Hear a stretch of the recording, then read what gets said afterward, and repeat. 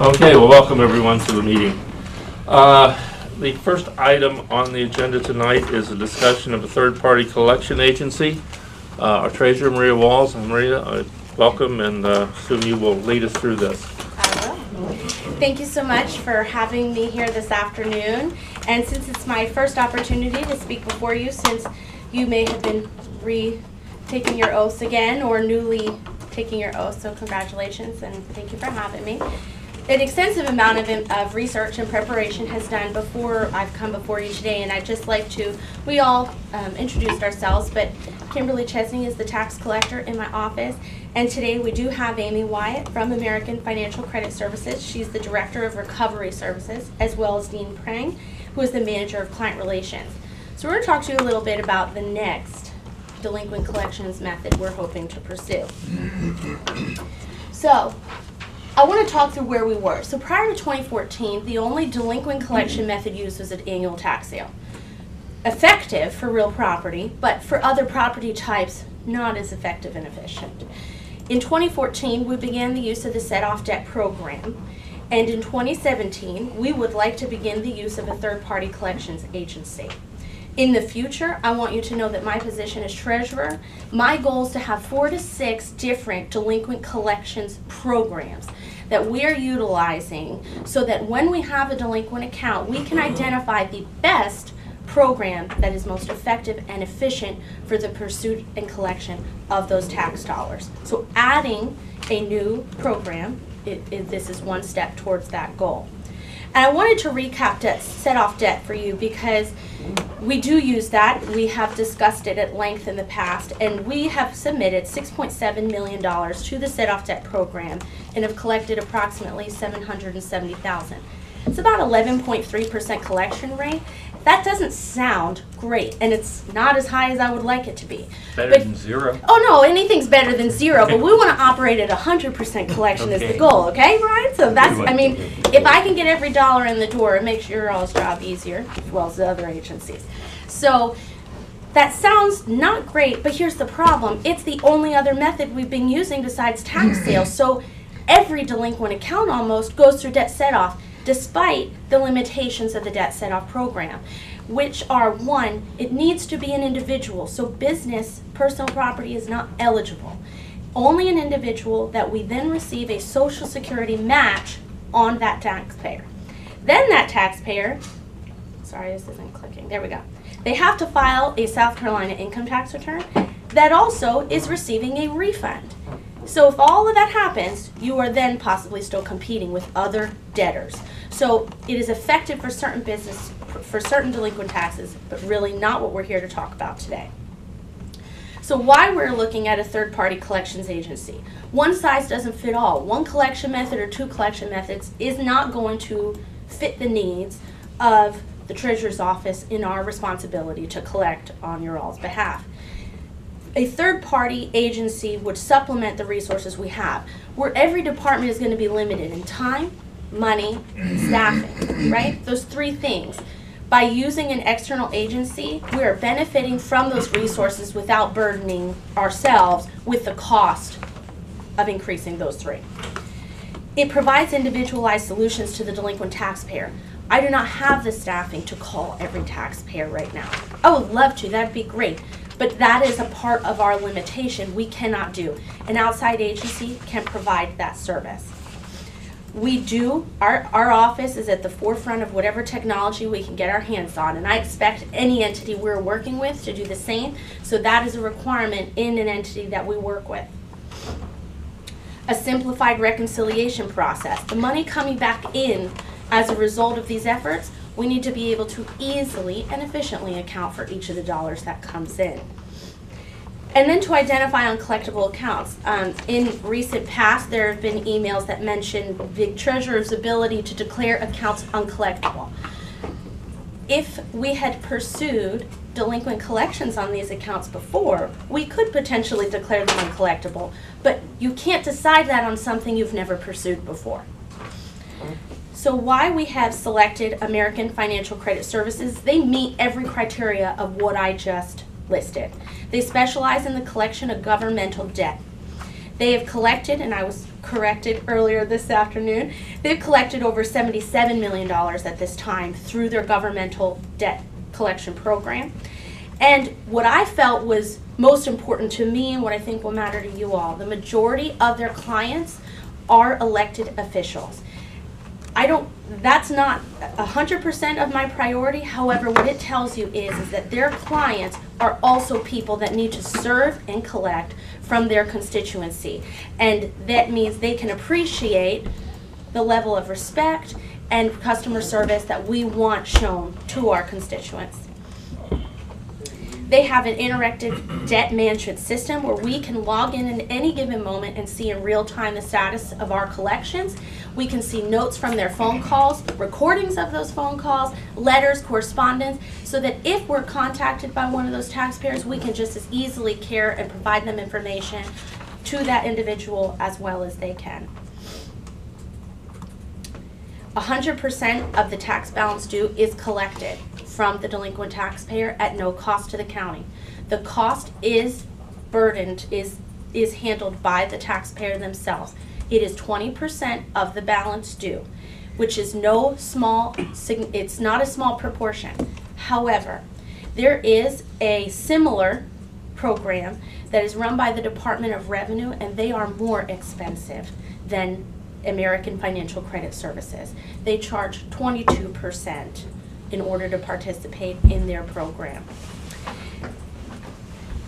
Last but not least, and I think there's one more bullet, they're an informational resource. So in the instance where they make contact with a delinquent taxpayer that no longer has their business, and they just failed to file the appropriate paperwork with the Department of Revenue, they will advise that taxpayer of the correct paperwork and things they need to do to rectify their tax situation free of charge to that taxpayer. That 20% fee is only charged and collected if there is a tax upon which can be collected, if they can collect the funds.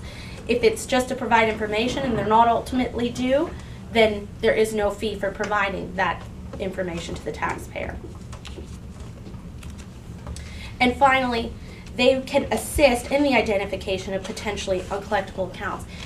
For instance, if they are attempting to locate a delinquent taxpayer they find or believe is deceased, they will communicate that with our office, and then we can appropriately decide whether we need to declare that tax uncollectible as there is no individual to continue pursuing.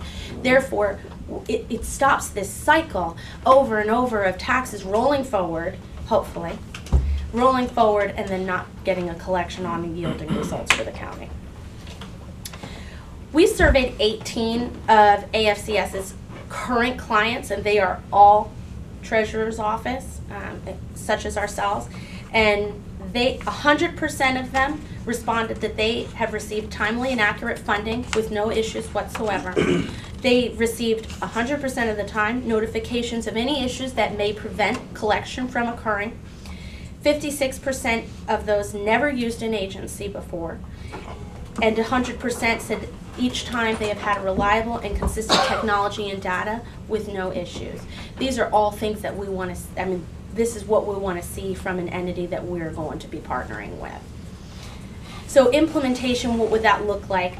A letter of notice would be sent to each taxpayer that is currently delinquent at least 30 days prior to submitting the debt to AFCS.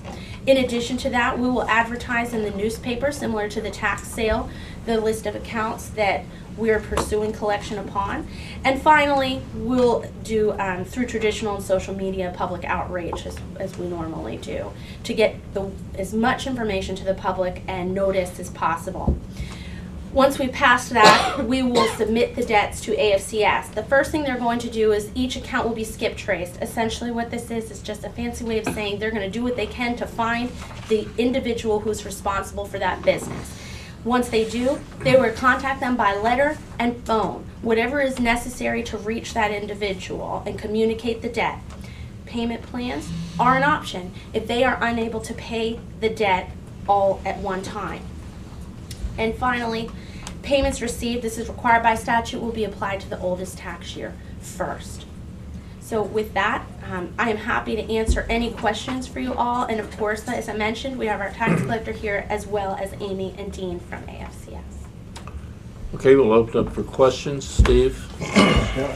Question in terms of priority, the debt set-off program is still in place? Yes. So Yes. that doesn't go away, that is. Correct. Is something this is in lieu of that, that program? Think of it as we're adding to the wheelhouse, Okay. because there are accounts that can't go to debt set off that we need alternate ways to pursue those funds. Second question, they will work business accounts as well, is that correct? Entirely business accounts, yes. Good. Mike? In the world of collections, when you have, let's call them buckets, 0 to 30, 30 to 60, 90, 120, where, at what point in time, in that time frame, does the county turn it over to them for their second notice of collection? What bucket does it fall in?